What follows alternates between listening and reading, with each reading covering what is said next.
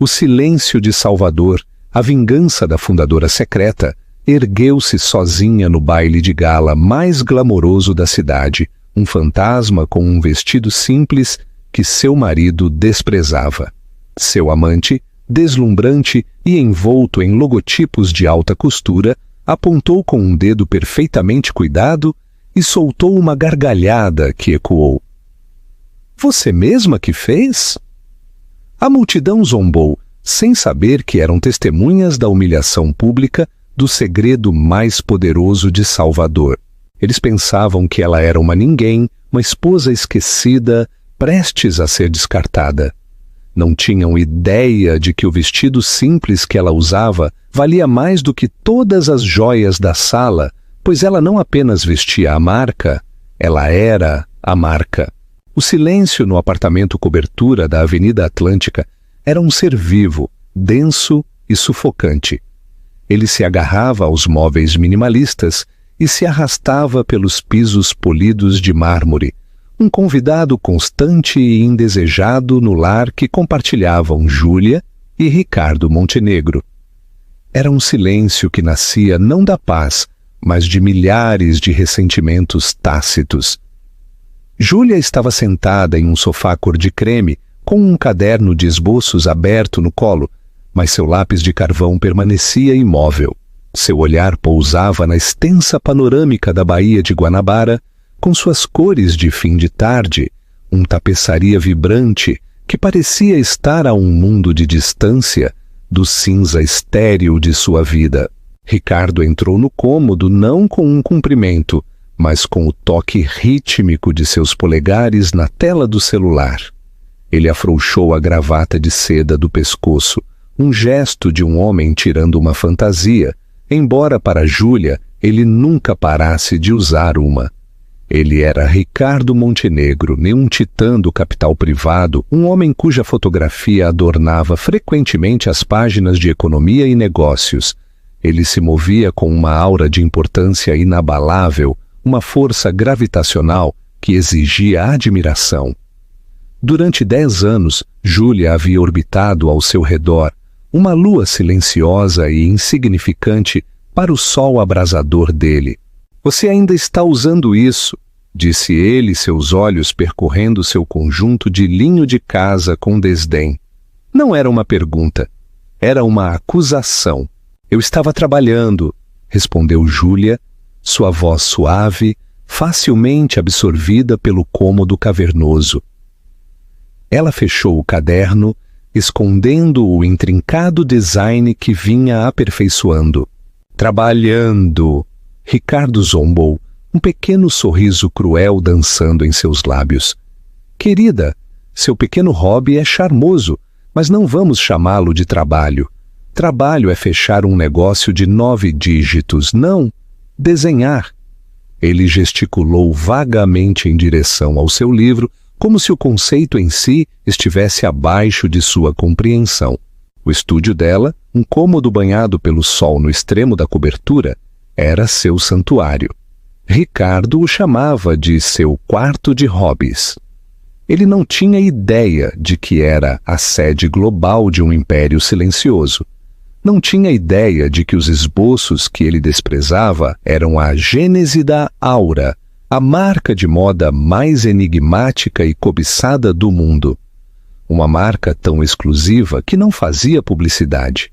Não tinha lojas de rua e operava apenas por convite para sua clientela de bilionários, realeza e celebridades de primeira linha. Eles conheciam a marca apenas pelo seu discreto logotipo, um elegante A costurado em fio prateado, e sua misteriosa fundadora, conhecida apenas pelo mesmo inicial. A gala é hoje à noite, Júlia, continuou Ricardo, já se dirigindo à sua suíte principal. O baile beneficente do Museu de Arte Moderna. Todas as pessoas que importam estarão lá. Preciso que você dê conta do recado, pela primeira vez. As palavras eram um ferrão familiar. Ele a via como um fardo, um acessório simples que era obrigado a carregar. Queria um troféu, e aos olhos dele, Ela era apenas uma medalha de participação. Eu tenho um vestido, disse ela, sua voz firme apesar do tremor em suas mãos. É o Dior que eu mandei. Ele gritou do quarto. O preto. É simples. Claro, você não vai errar com ele. Certo? A palavra era uma jaula. Toda a sua vida com Ricardo havia sido segura. Um casamento seguro e respeitável com um homem poderoso. Um lar seguro e luxuoso no Leblon. Uma existência segura e previsível, onde ela era vista, mas nunca verdadeiramente notada. Mas a segurança havia começado a parecer uma forma lenta e elegante de asfixia. A verdadeira Júlia, a criadora ambiciosa e brilhante da aura, estava ofegando por ar. Mais tarde, de pé em frente ao espelho do seu closet, um vasto espaço repleto de roupas de grife que ela raramente usava, Júlia olhou para o vestido preto da Dior que Ricardo havia escolhido. Era lindo, é claro, clássico, impecável e absolutamente desprovido de personalidade. Era um uniforme para esposas de homens poderosos. Ao lado dele, pendurado em um cabide simples, estava sua própria criação. Era o vestido do seu caderno de esboços tornado realidade. O tecido era uma mistura única de seda e fibra de carbono que ela havia desenvolvido com uma pequena oficina em Como, Itália. Um material que parecia beber a luz, mudando de um cinza bizarro profundo para prata líquida a cada movimento. O corte era enganosamente simples. Uma gola alta, mangas longas e uma silhueta coluna que roçava o corpo. Mas sua genialidade residia nos detalhes. Uma cascata de pregas incrivelmente finas, costuradas à mão, que caíam por um dos lados. Uma técnica distintiva da aura, conhecida por seus devotos seguidores como a costura cascata. Era elegante, sóbrio e poderoso. Era tudo o que ela era e tudo o que Ricardo não via. Seu celular vibrou sobre a penteadeira. Uma mensagem de um número desconhecido. Seu coração palpitou contra suas costelas. Isso vinha acontecendo há meses. Mensagens anônimas, lampejos da vida de outra mulher entrelaçadas com a de seu marido. Uma foto de 2 taças de champanhe tilintando. Uma mão feminina, com unhas cor de sangue, segurando uma delas. Uma foto da vista de um quarto de hotel em Angra dos Reis, em um fim de semana em que Ricardo, supostamente, estava em uma reunião do conselho em São Paulo. Ela nunca respondia, nunca o confrontava. A evidência era um nó frio e duro em seu estômago.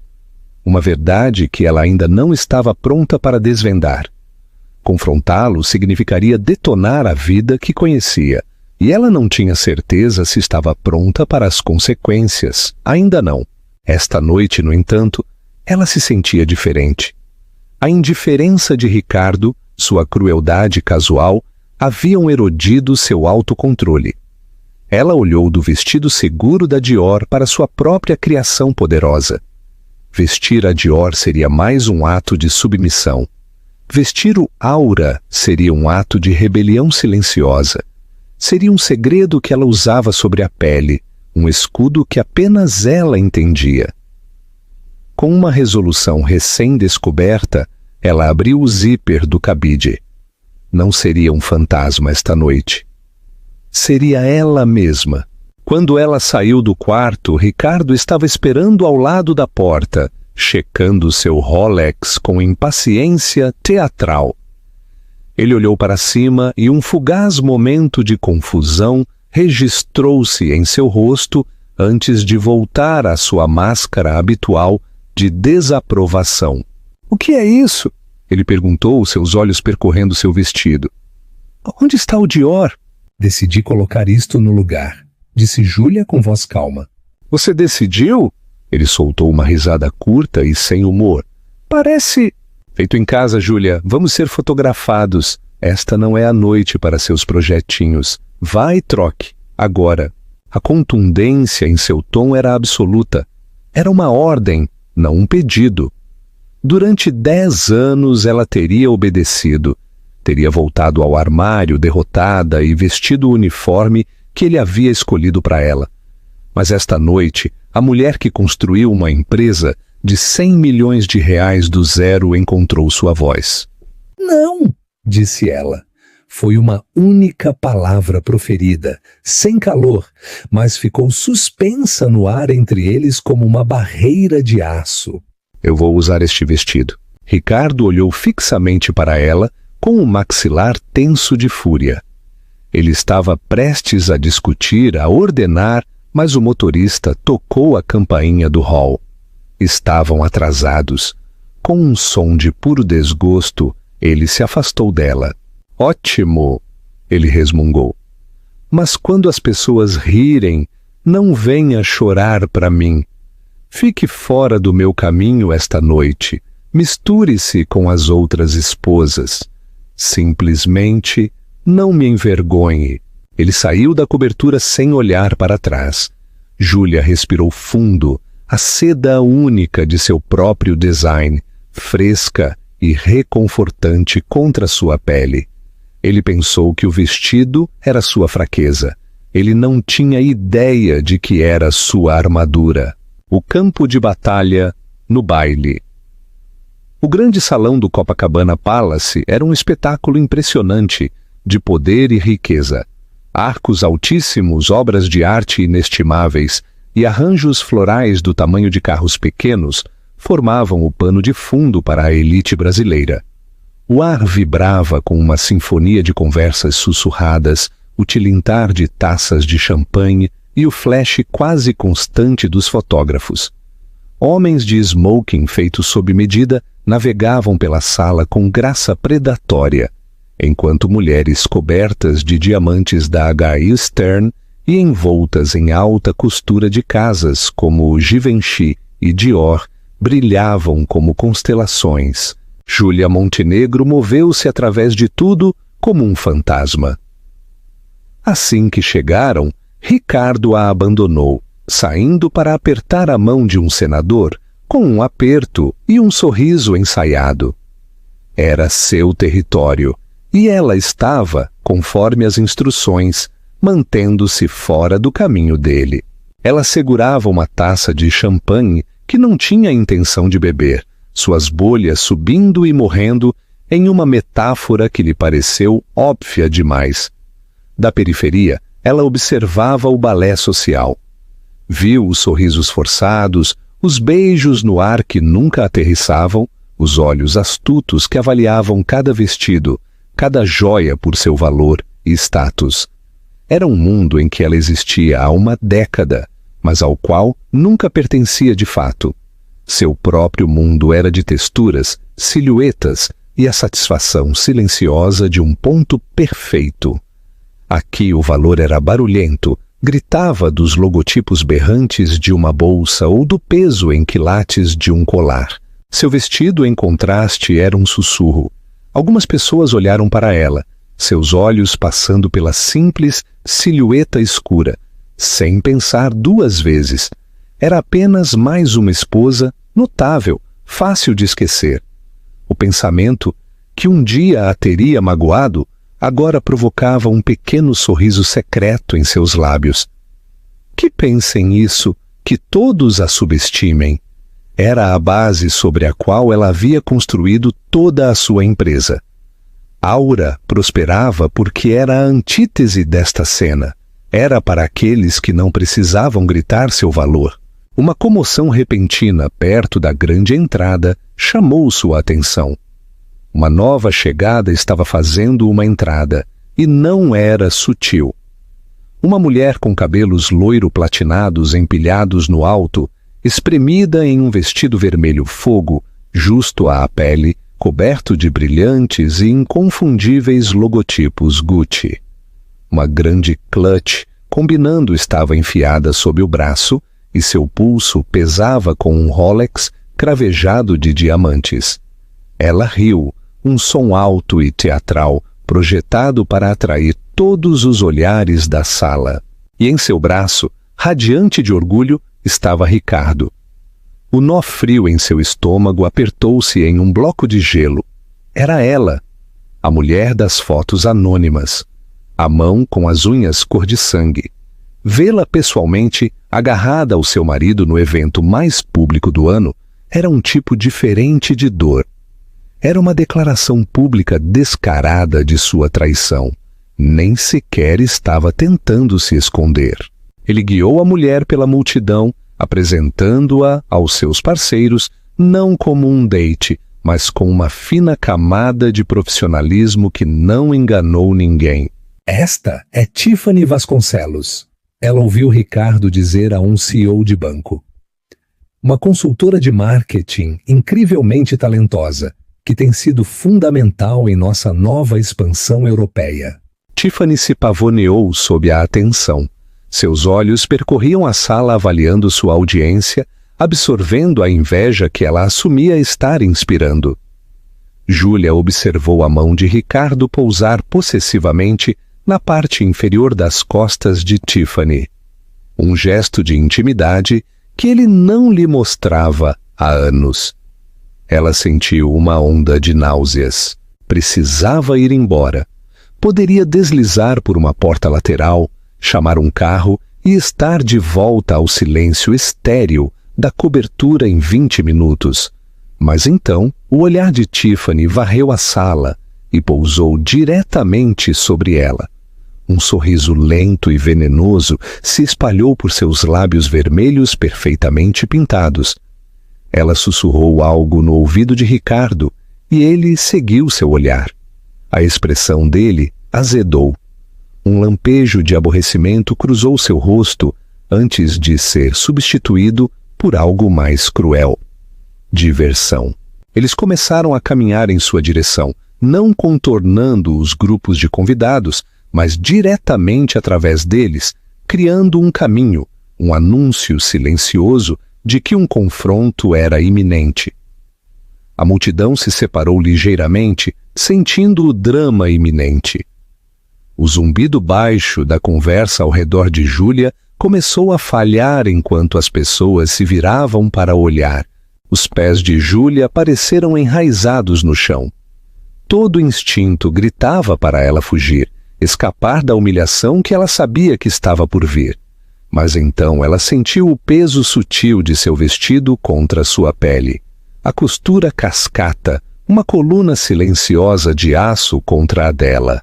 Ela havia passado uma década se encolhendo, tornando-se pequena e aceitável para o mundo de Ricardo. Não mais. Ela levantou o queixo, sua expressão serena, e esperou. A serpente estava vindo até ela e pela primeira vez em sua vida, Júlia Montenegro não tinha medo de ser mordida. Estava pronta para morder de volta. A taça de champanhe em sua mão estava firme. Seu coração, antes um pássaro frenético em seu peito, batia com um ritmo lento e poderoso. Este não era apenas um salão de baile, era um campo de batalha, e ela estava vestindo sua armadura. O ar ficou denso enquanto Ricardo e Tiffany se aproximavam, uma bolha de silêncio predatório se expandindo ao redor dela. Os convidados próximos caíram em uma vigilância silenciosa, seus rostos uma mistura de pena e curiosidade lasciva. Um drama público no baile do Man era melhor do que qualquer teatro. Tiffany parou a 1 metro de Júlia. Seus olhos fizeram uma avaliação lenta e ofensiva, começando pelos simples sapatos pretos de Júlia e viajando até seu rosto antes de descartá-la completamente para focar no vestido. Ela soltou uma risadinha, um som tilintante e quebradiço que rangia. "Nossa, Ricardo", disse Tiffany, com a voz alta o suficiente para que pelo menos uma dúzia de pessoas a ouvisse claramente. Ela nem sequer olhou para Júlia, dirigindo suas palavras a Ricardo como se sua esposa fosse um objeto inanimado. "Vejo a que você se refere. Você realmente a deixou sair com... isso." Júlia permaneceu em silêncio, seu olhar fixo, sua postura inabalável. Ela se recusou a dar-lhes a satisfação de um tremor. Que tecido é esse, afinal? Continuou Tiffany, dando meio passo mais perto e fingindo examinar a manga, embora não ousasse tocá-la. É tão opaco, absorve toda a luz. Em um salão tão bonito, querida, você não deve sumir. Ela pontuou sua declaração com um bico condescendente. Então, ela olhou para a multidão que ouvia, buscando sua afirmação. Algumas pessoas ofereceram sorrisos fracos e bajuladores. Ricardo, para seu eterno constrangimento, desempenhou seu papel. Sorriu com suficiência, um vislumbre de zombaria compartilhada passando entre ele e sua amante. Eu tentei dizer a ela, Sérgio, eu comprei um lindo Dior para ela. Clássico, elegante, mas ela insistiu neste projeto de artesanato. Ah, querida, você mesma que fez? Tiffany finalmente se dignou a olhar Júlia nos olhos, os dela abertos com falsa simpatia. Que pitoresco! Você fez uma aula? É que a costura aqui... Ela apontou com uma unha longa e esmaltada de vermelho para a intrincada costura cascata. Está toda franzida e esquisita.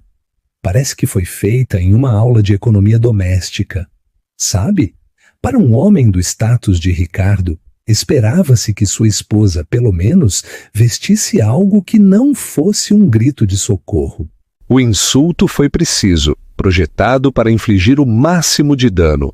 Visou não apenas sua aparência, mas sua percepção de falta de status, sua suposta incompetência e sua dependência da riqueza de Ricardo.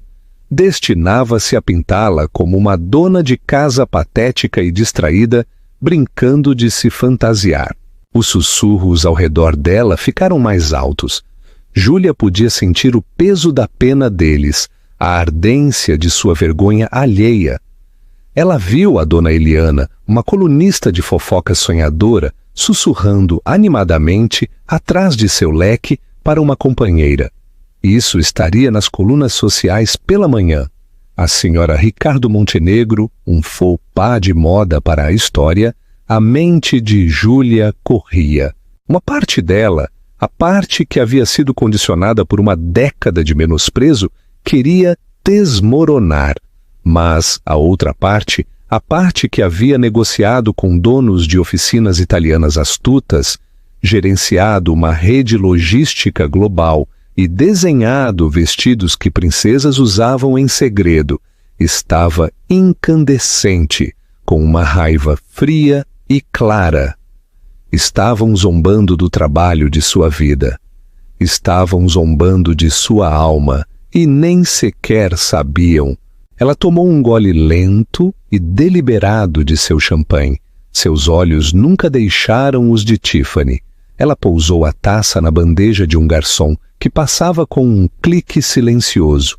É interessante que você mencione a costura, disse Júlia, sua voz cortando os sussurros com surpreendente clareza e calma.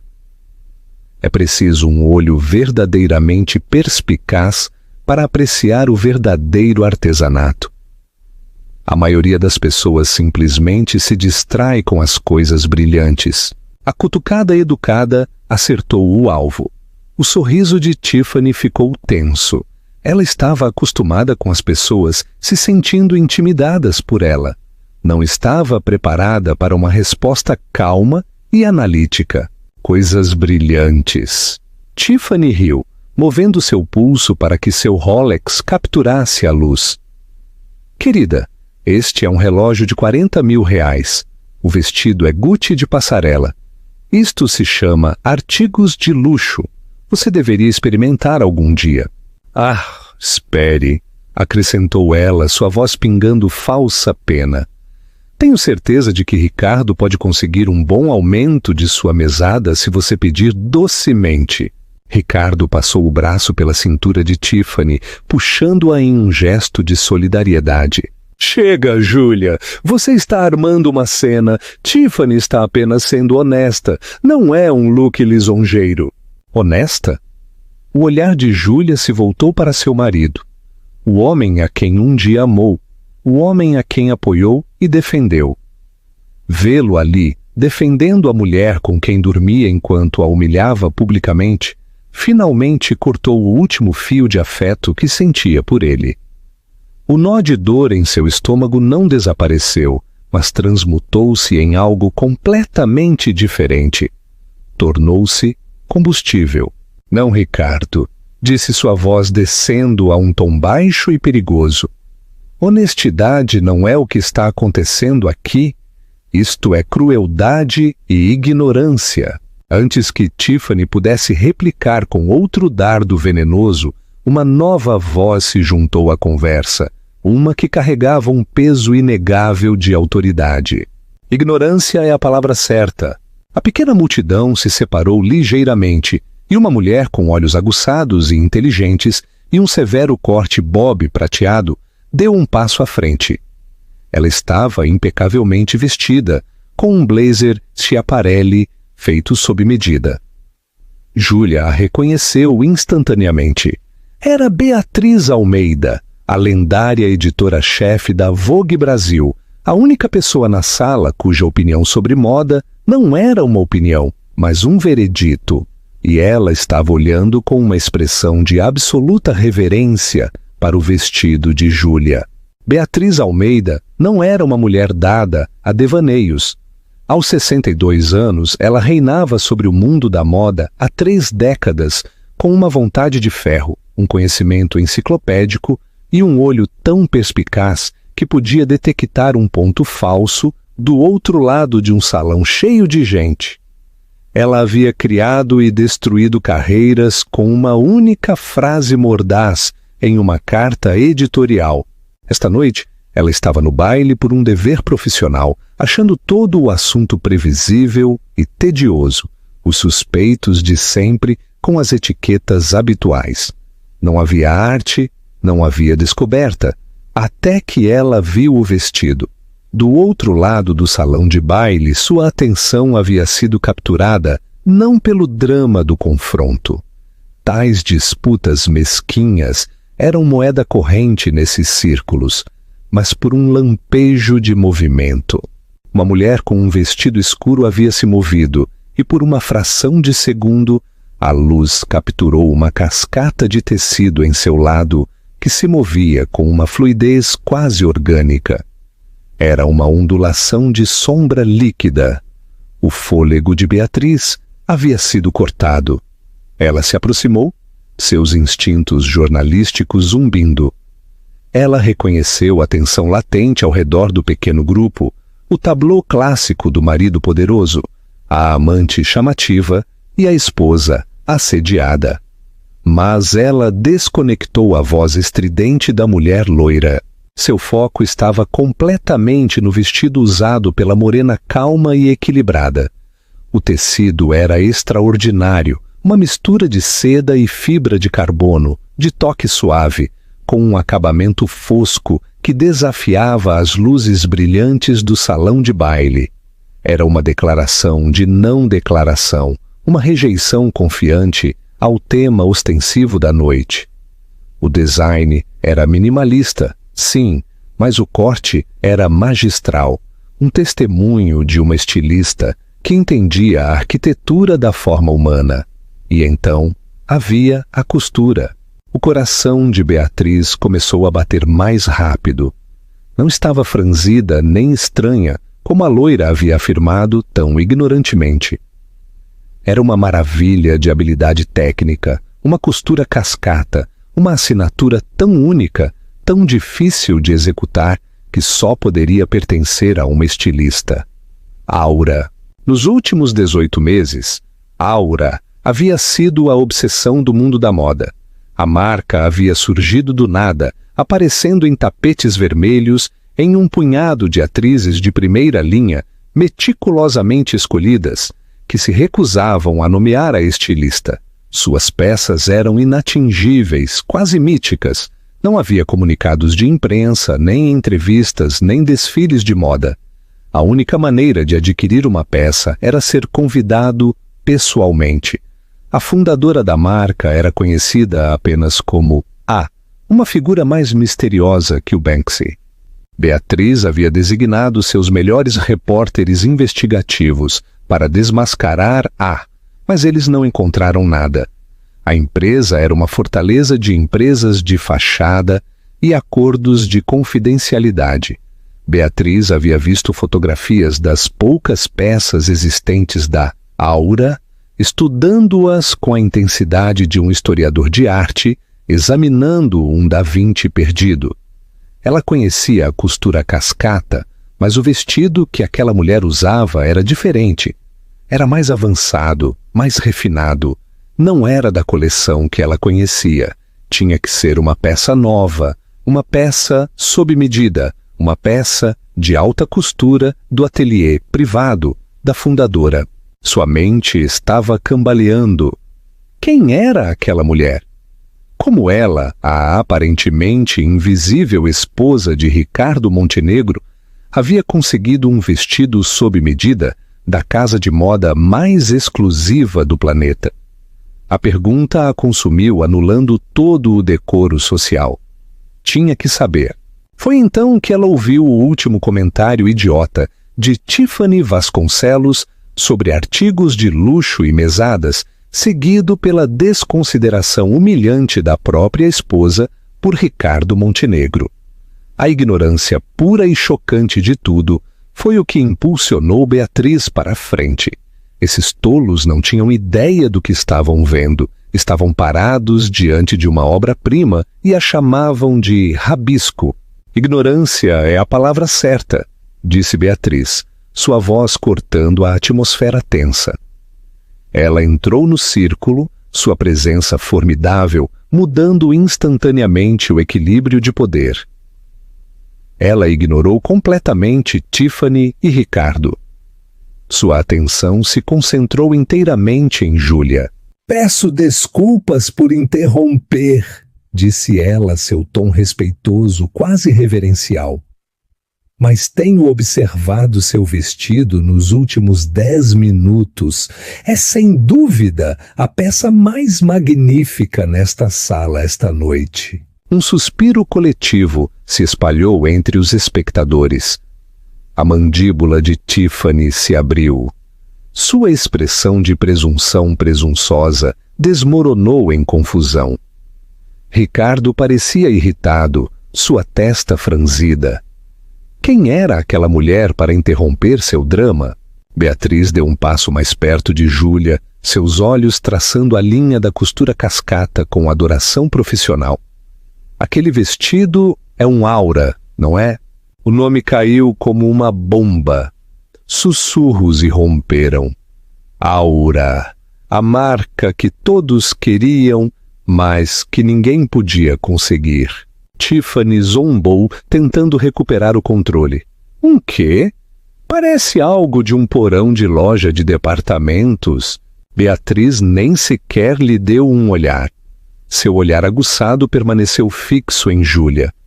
Mas este design...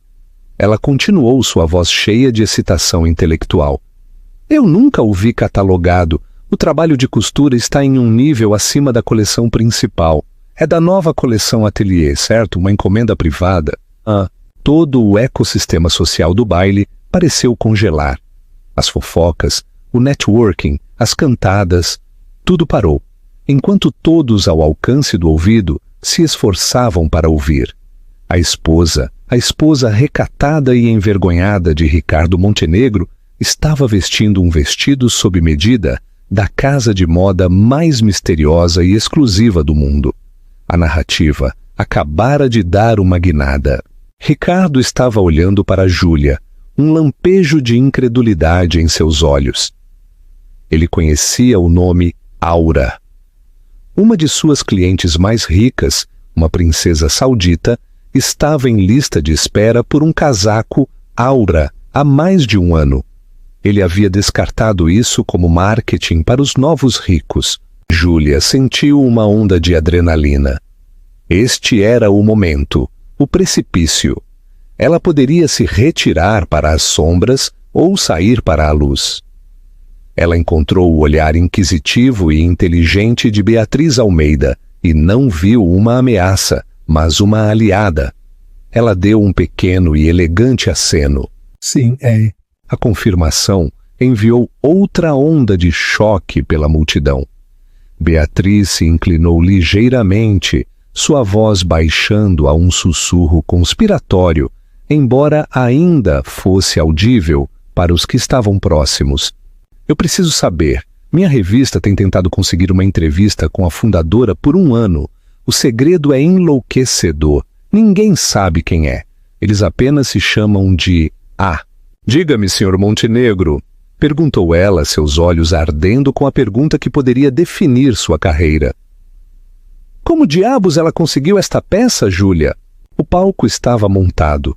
A plateia estava cativa. Júlia respirou fundo. Olhou além de Beatriz. Seu olhar pousou no rosto atordoado de seu marido e depois no de Tiffany, que agora era uma máscara de pura raiva perplexa. Ela manteve seus olhares enquanto proferia a frase que despedaçaria seu mundo. Eu não a consegui, disse Júlia, sua voz perfeitamente calma, perfeitamente clara. Eu a desenhei. Eu sou A. Por um batimento cardíaco, o único som foi a fraca melodia distante do quarteto de cordas tocando na sala principal. As 60 ou mais pessoas nas imediações ficaram congeladas, processando as palavras que acabavam de ser ditas. Eu sou A. Então, irrompeu o caos. O primeiro som foi um engasgo abafado de Tiffany. Seu rosto, momentos antes vermelho de crueldade triunfante, ficou branco fantasma sob sua cara basicara. Sua boca se abriu e fechou, mas nenhum som saiu. Ela parecia ter sido atingida por um raio. O segundo som foi a explosão cega e percussiva de uma dúzia de flashes de câmera disparando de uma vez. Os repórteres e fotógrafos de sociedade que vinham preguiçosamente documentando os glamurosos do baile, de repente sentiram cheiro de sangue na água. Isto já não era uma disputa doméstica menor. Esta era a grande notícia da década. A misteriosa fundadora da Adaura, parecida com um fantasma, não era uma couturière europeia solitária ou uma jovem prodígio rebelde. Era Júlia Montenegro, a esposa discreta e negligenciada de um magnata do capital privado. E ela acabara de se desmascarar no meio de sua própria humilhação pública. Senhora Montenegro! Senhora Montenegro! As perguntas vieram como tiros de metralhadora. A senhora é realmente a fundadora da Aura? Por que a senhora foi anônima o tempo todo? Esta é sua apresentação oficial. Microfones e iPhones avançaram sobre o rosto de Júlia. A multidão de espectadores transformou-se em uma turba frenética de imprensa, empurrando e lutando para se aproximar. Beatriz Almeida, sempre profissional, agiu rápido. Ela colocou um braço protetor sobre o ombro de Júlia e se virou para os repórteres frenéticos. Senhoras e senhores, anunciou Beatriz, sua voz cortando o ruído com autoridade praticada. Vocês estão testemunhando um momento histórico. A senhora Júlia Montenegro, o gênio criativo por trás da Aura, acaba de chegar. Ela dará à Vogue uma entrevista exclusiva na próxima semana. Por enquanto, por favor, deem espaço a ela. Foi um golpe de mestre. Ela havia reivindicado o domínio e protegido Júlia em um único movimento. Ricardo estava paralisado, seu rosto um tablô grotesco de choque e horror incipiente. Sua mente, geralmente tão rápida em calcular, estava em curto-circuito. Júlia, sua quieta, entediante, hobbyista de desenho. Júlia, a criadora da Aura, a marca sobre a qual se sussurrava nas salas de reunião e nas cortes reais mais exclusivas do mundo. Era impossível, era ridículo, e, no entanto, ele viu. As noites até tarde em seu estúdio, que ele havia descartado como devaneios sem rumo. As entregas misteriosas de tecidos e moldes que ele havia reclamado lotarem o elevador de serviço. sua confiança silenciosa, que tanto o havia enfurecido mais cedo naquela noite. Tudo se encaixou com uma clareza nauseante. A mulher que ele passou uma década subestimando sistematicamente, a mulher a quem acabara de envergonhar publicamente, não era apenas rica por direito próprio, mas era uma força cultural. Era uma criadora, uma artista, um titã em um mundo que ele nem sequer conseguia entender. Quanto mais entrar, a dinâmica de poder de todo o seu casamento acabara de ser invertida da maneira mais espetacular imaginável.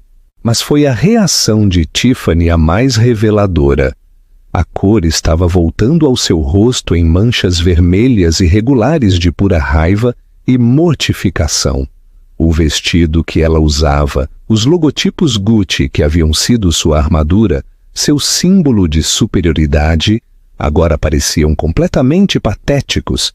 Era um luxo produzido em massa, um grito desesperado por atenção. O vestido que Júlia usava era o oposto, era um sussurro de poder verdadeiro, um aperto de mão secreto entre a elite global. E Tiffany acabara de chamá-lo de lixo caseiro na frente de Beatriz Almeida. Ela olhou fixamente para a costura cascata do vestido de Júlia, o mesmo detalhe do qual havia zombado, e viu o que era: uma marca de gênio. A multidão não a olhava mais com inveja.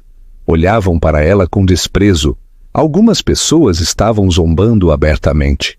Ela, Tiffany Vasconcelos, a mulher que vivia e respirava marcas, havia cometido o pecado social supremo. Ela provou que não conseguia reconhecer a verdadeira classe. Ela havia confundido uma rainha com uma camponesa. Ricardo, finalmente reagindo, apressou-se em salvar a situação. Sua carreira foi construída sobre a percepção, e a percepção deste momento foi catastrófica. Ele tentou forçar um sorriso orgulhoso e solidário em seu rosto. "Claro!" trovejou ele, dando um passo à frente e tentando colocar o braço em volta de Júlia. "Eu sempre fui o maior apoiador da minha esposa.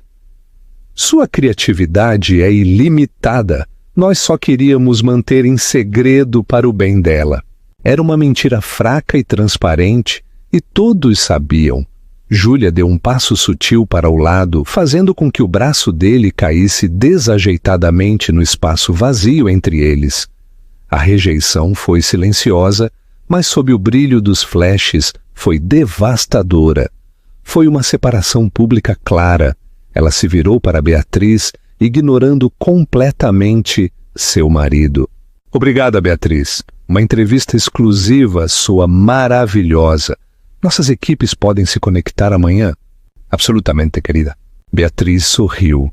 Ela tinha sua manchete, o desmascaramento de A. Como o maior mistério da moda foi resolvido no MAM.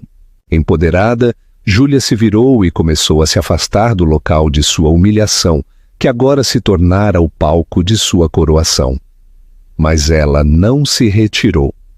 Caminhou mais fundo para o coração do baile. O mar de gente se abriu para ela como se ela fosse da realeza. Os sussurros que a seguiram agora não eram de pena, mas de espanto. Ela passou por uma coluna de mármore reflexiva e viu a si mesma. Viu uma mulher em um vestido escuro simples, mas, pela primeira vez, não era um fantasma. Era uma trovoada contida e silenciosa, pronta para atacar. Não apenas havia recuperado sua narrativa, ela a incendiara. O eco da vingança. A explosão do baile não foi um evento contido, foi uma detonação nuclear que enviou ondas de choque por todo o mundo. Quando Júlia voltou para a cobertura sozinha, tendo pego um carro separado, a história já era o assunto número 1 em tendência global. Fundadora Aura, Júlia Montenegro, o vestido. Seu celular, que estivera silencioso, era um tijolo de notificações, mensagens de texto, e-mails, chamadas perdidas de números que ela não reconhecia, alertas de notícias de O Globo, Folha de São Paulo, Estadão. As manchetes eram sensacionais, bíblicas em seu fervor. O fantasma da moda revelado, o desmascaramento de Júlia Montenegro, de esposa dispensada à magnata do design, a história que abalou o baile do MAM. Tiffany Vasconcelos, a mulher que zombou de uma obra-prima, carreira social em chamas. O artigo do jornal Extra foi particularmente brutal, com uma foto em tela dividida. De um lado estava Júlia, parecendo serena e poderosa em seu vestido aura. Do outro, um close-up do rosto horrorizado de Tiffany, legendado: a cara de quem escolheu a briga errada. Tiffany havia se transformado instantaneamente de um objeto de inveja em um meme global. Seu nome se tornou taquigrafia para a arrogância ignorante. Tiff, a brega, como a internet a havia batizado, era a piada. Júlia tirou os saltos e caminhou em direção às janelas do chão ao teto, olhando para a cidade brilhante que agora zumbia com seu nome. Ela sentiu uma profunda sensação de libertação, como se estivesse prendendo a respiração por 10 anos e finalmente tivesse expirado. O medo havia desaparecido, substituído por uma calma férrea. O som da porta da cobertura se abrindo de rompante a fez-se virar. Ricardo entrou cambaleando, seu rosto pálido e demacrado. Seu smoking perfeito estava amassado, sua gravata desfeita. Ele parecia um homem que acabara de sobreviver a um naufrágio. Júlia! Ele respirou, a voz rouca. Você tem que me ajudar. Você tem que emitir um comunicado. Diga a eles que eu sabia. Diga que foi um truque de marketing que planejamos juntos. Júlia simplesmente o olhou. Seu silêncio mais condenatório do que qualquer acusação. Você entende o que aconteceu? Ele disparou, passeando pelo cômodo como um animal enjaulado. Meu telefone não para de tocar. Meus investidores, meus sócios, estão rindo de mim. Eles pensam que sou um tolo, que não sabia que sua própria esposa era um gênio. Isso me faz parecer fraco, impotente. Você é um tolo, Ricardo, disse Júlia, sua voz desprovida de emoção. E você é fraco. Você ficou ali e deixou aquela mulher me destruir para reforçar seu próprio ego patético. Você sorriu com suficiência. Eu nunca esquecerei esse sorriso. O desespero tomou conta dele. Ele mudou de tática. Sua voz suavizou, tornando-se suplicante. Juju, por favor, pense em tudo o que construímos juntos, esta casa, nossa vida. Eu te amo. Eu fui um idiota. Eu estava estressado com o trabalho. Ela não significa nada para mim. Foi um erro. Podemos consertar isso. Podemos ser um casal poderoso, você e eu, Montenegro e Aura. Podemos ser imparáveis. Foi a exibição mais patética e transparente que ela já havia testemunhado. Ele não a amava. Amava o que ela agora representava. Poder, prestígio e um nível de prestígio cultural que seu dinheiro nunca poderia comprar. Ele a via não como uma mulher, mas como um ativo novo e mais valioso a ser adquirido. Não há a nós, Ricardo, declarou ela, caminhando em direção ao seu quarto. A você e a eu, e a partir desta noite nossas vidas não estão mais conectadas. Ela parou na entrada. Meu advogado enviará documentos para seu escritório pela manhã. Espero que você tenha partido quando eu voltar. Voltar de onde? Ele perguntou, sua voz falhando. Estou fazendo check-in no Hotel Fasano, disse ela. Preciso de um lugar para trabalhar onde não seja incomodada pelo cheiro de traição. Os dias seguintes foram um borrão de ação coordenada. A entrevista da Vogue com Júlia contou sua história com graça e honestidade, enquadrando seu anonimato não como uma fraqueza, mas como uma escolha deliberada de deixar seu trabalho falar por si.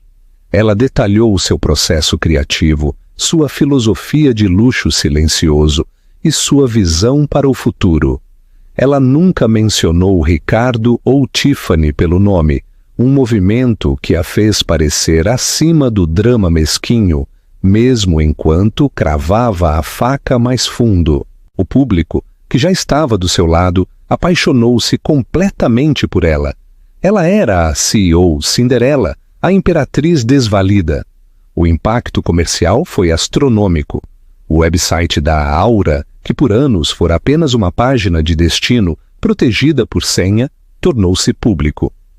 Ele caiu em minutos devido ao puro volume de tráfego. Os pedidos choveram. Gigantes do varejo como Lojas Americanas e Harrods, este último, embora inglês, conhecido pela elite brasileira, que antes não tinham conhecimento da marca, agora estavam em uma guerra de lances para serem os primeiros a estampar uma linha prêt-à-porter da Aura. A avaliação de sua empresa privada não apenas dobrou ou triplicou, multiplicou-se por um fator de 10 da noite para o dia. Analistas financeiros estimaram que seu patrimônio líquido estava nas altas 9 cifras, ofuscando a própria fortuna de Ricardo. Ricardo, enquanto isso, estava em queda livre. Sua tentativa de se posicionar como um marido apoiador foi brutalmente ridicularizada pela imprensa.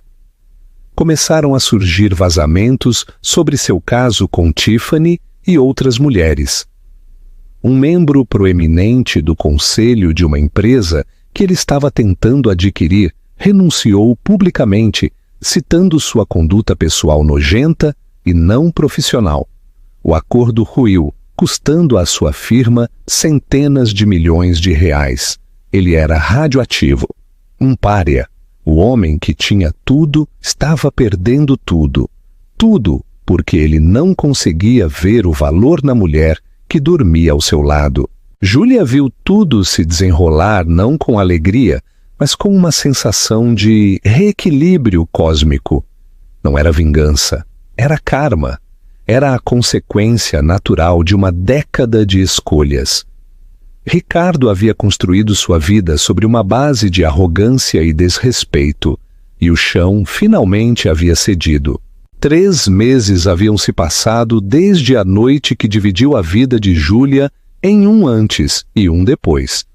A dissolução legal de seu casamento foi, afinal, um anticlimax.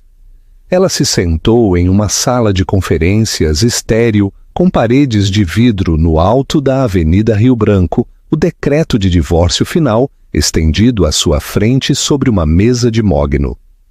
Sua advogada, uma mulher perspicaz e empática chamada Almeida, havia detalhado os termos do acordo. Foi mais do que uma vitória, foi uma aniquilação. A cláusula de desgraça pública, uma relíquia de um tempo em que Júlia tinha um vislumbre de previsão que ela nem sabia possuir, havia sido a ruína de Ricardo. Sua equipe jurídica lutou, é claro. Houve telefonemas frenéticos de súplica, seguidos por outros irritados e ameaçadores. Eles tentaram pintar Júlia como manipuladora, como se ela tivesse planejado todo o incidente do baile. Mas a evidência da infidelidade de longa data de Ricardo e sua crueldade pública foram esmagadoras. O Tribunal da Opinião Pública já havia emitido seu veredito, e o legal era uma mera formalidade. Enquanto Júlia pegava a pesada caneta banhada a ouro, ela não sentiu raiva nem alegria triunfante. Simplesmente se sentiu leve. Por 10 anos o nome Júlia Montenegro havia parecido uma fantasia que ela usava, um papel que ela interpretava. Ao assinar aquele papel, ela não estava apenas terminando um casamento, estava se livrando de uma pele que havia ficado muito apertada. Com mão firme, ela assinou seu nome, seu próprio nome, recuperado. Uma calma sensação de finalidade tomou conta dela, pacífica e profunda. Ricardo era um capítulo e ela acabara de virar a página. Seu novo mundo tinha sua sede em um amplo loft em São Paulo, um lugar que era a antítese da cobertura da Avenida Atlântica. Onde a cobertura fora mármore frio, em um silêncio sufocante, o loft era madeira quente, tijolo aparente e um constante zumbido criativo. A luz do sol se filtrava através de enormes janelas industriais, iluminando esboços presos nas paredes e rolos de tecidos requintados que se erguiam como sentinelas silenciosas e coloridas. Isto não era um quarto de hobby, era o coração de um império, e Júlia era sua soberana indiscutível. Assumir o papel de CEO, com rosto público, havia sido intimidante. A criadora que se escondera atrás da letra A por tanto tempo, agora tinha que liderar reuniões do conselho e aprovar orçamentos de marketing. Havia momentos de madrugada em que um fantasma da antiga dúvida sussurrava. Mas então ela caminhava por seu estúdio, passava a mão por uma nova mistura de seda e o sentimento desaparecia, substituído pela confiança inabalável que vinha de saber, no fundo de seus ossos, que estava exatamente onde deveria estar. Essa filosofia tornou-se a base de sua liderança. Uma semana antes de sua estreia na Semana de Moda de São Paulo, Júlia reuniu sua jovem e brilhante equipe. Eles estavam discutindo a iluminação para o desfile e o diretor, um homem extravagante conhecido por seu estilo dramático, defendia uma abordagem teatral de alto contraste. Precisamos fazer uma declaração, Júlia. Você está chegando. Devemos anunciar com um trovão. Ele havia argumentado. Júlia ouviu pacientemente, então balançou a cabeça, um pequeno sorriso em seu rosto. Não, disse ela, sua voz suave, mas resoluta, dominando a atenção da sala. Um trovão é para alguém que é inseguro, alguém que tem medo de não ser notado de outra forma. Não é quem nós somos. Ela olhou para os rostos de sua equipe, incutindo sua crença central. Aura não é um grito, é um sussurro perfeitamente articulado, do tipo que faz todos os outros na sala se calarem para ouvir. O trabalho é a declaração. Todo o resto é apenas ruído. Essa convicção tranquila ressoou nos bastidores na noite do desfile. O ar estava elétrico, uma mistura inebriante de spray de cabelo, energia nervosa e o cheiro limpo de seda passada a ferro. As modelos com rostos serenos se alinharam, transformadas em esculturas vivas por seus designs. Júlia moveu-se entre elas, uma presença tranquilizadora na tempestade. Não era uma estilista frenética e gritona, era uma artista concentrada fazendo seus ajustes finais. Uma gola alisada aqui, uma costura revisada ali. Cada toque era uma bênção final sobre suas criações, antes de enviá-las à luz. O espetáculo em si foi uma obra-prima de contenção e poder. A coleção era uma narrativa de sua própria evolução. Peças estruturadas, quase severas, em carvão e ardósia, deram lugar a silhuetas mais suaves e tons de amanhecer, culminando no look final. Era um vestido de seda de marfim luminoso, um sucessor espiritual do vestido que mudara sua vida. Tinha a mesma graça arquitetônica, a mesma costura cascata, mas era imbuído de uma nova sensação de esperança e liberdade. Enquanto dava à modelo um aceno final, enviando-a para a passarela, Júlia sentiu uma onda de emoção tão pura que quase a fez cair de joelhos. Isto não era apenas um vestido, era sua ressurreição plasmada em tecido. Quando ela saiu para fazer sua reverência, o aplauso a atingiu como uma força física. Era uma onda trovejante e contínua de apreço e respeito. Os flashes das câmeras, antes uma fonte de ansiedade, agora pareciam um sol quente e acolhedor. Ela absorveu tudo. Seu coração inchou com uma gratidão tão imensa que sentiu que poderia explodir. E então, através do brilho da luz, ela o viu. Ele estava parado na parte de trás do lugar cavernoso, envolto nas sombras, ao lado de uma placa de saída, como se estivesse prestes a escapar rapidamente. Era Ricardo. Parecia uma fotografia desbotada do homem que um dia foi. O terno sob medida havia desaparecido, substituído por algo prêt-à-porter que pendia desajeitadamente de sua figura agora mais magra. Seu rosto estava demacrado, sua antiga arrogância substituída por um olhar oco e atormentado. Ele a estava observando. Em seus olhos ela viu toda a miserável história de sua queda. O arrependimento, a inveja, o anseio patético e desesperado por um mundo do qual agora estava excluído para sempre. Por um único momento suspenso, a multidão rugidora desvaneceu-se, e só estavam eles dois através de uma vasta extensão de espaço e tempo. Ele deve ter sabido que ela o viu, porque endireitou um pouco os ombros, um eco patético de sua antiga postura, e fez um pequeno, quase imperceptível aceno. Era uma súplica de mendigo, uma súplica de reconhecimento, de perdão, de um sinal de que ele ainda importava em seu universo. Um ano atrás, vê-lo assim a teria enchido de uma potente mistura de raiva e dor. 6 meses atrás teria sido uma satisfação triunfante, mas agora, enquanto olhava para o casulo do homem que quase a quebrou, ela não sentia nada. A raiva ardente havia esfriado em uma calma plácida.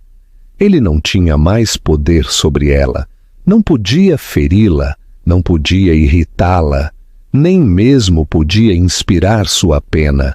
Era simplesmente um fato, um artefato de uma vida passada. Ela manteve seu olhar por mais um segundo e então lhe devolveu o gesto.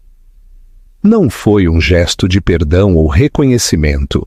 Foi um único, pequeno e desdenhoso movimento de seu queixo, do tipo que se dá a um estranho que passa, um reconhecimento impessoal da existência antes de seguir em frente.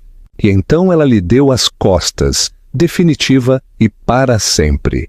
Virou-se para a luz, para os aplausos, para o futuro brilhante e ilimitado que havia construído com suas próprias mãos.